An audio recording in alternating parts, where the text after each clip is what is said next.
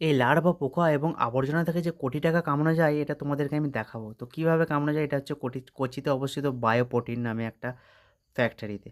তো দেখতে পাচ্ছ এখানে কিন্তু ডাম্পারে আবর্জনা, হোটেলের খাবার, সবজি যত কিছু আবর্জনা আছে এখানে কিন্তু ডাম্পিং হবে। দেখতে পাচ্ছ আবর্জনা ডাম্পিং হচ্ছে। এখানে কিন্তু প্রত্যেকদিন 50 টনের বেশি আবর্জনার ডাম্পিং হয়। এটাই কিন্তু মেন প্রোডাক্ট। তো দেখতে পাচ্ছ কত আবর্জনা এখানে ডাম্পিং হয়ে চলে আসে। কিন্তু এই আবর্জনাগুলো কনভেয়ার বেল্টের মাধ্যমে একটা মেশিনে যাবে। দেখতে পাচ্ছ কনভেয়ার বেল্টের মাধ্যমে, এবং এটাকে একটা পেস্টে পরিণত করা হবে। দেখতে পাচ্ছ পেস্ট হয়ে গেছে, গ্রাইন্ডার হবে। তো গ্রাইন্ডিং হচ্ছে। এই পেস্টটা কিন্তু এখান থেকেই কিন্তু ওই লার্ভাটা তৈরি হবে। তো দেখছো পেস্টটা একটা স্কোয়ার ট্রেতে চাড়িয়ে নেওয়া হবে।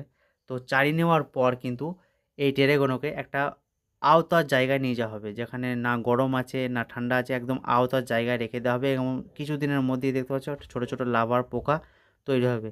তারপরে এগুলো কিছুদিনের মধ্যে বড়ও হবে। তো মেন প্রোডাক্ট যেগুলো ছোটো আছে সেগুলোকে কিন্তু আলাদা করে নেওয়া হবে।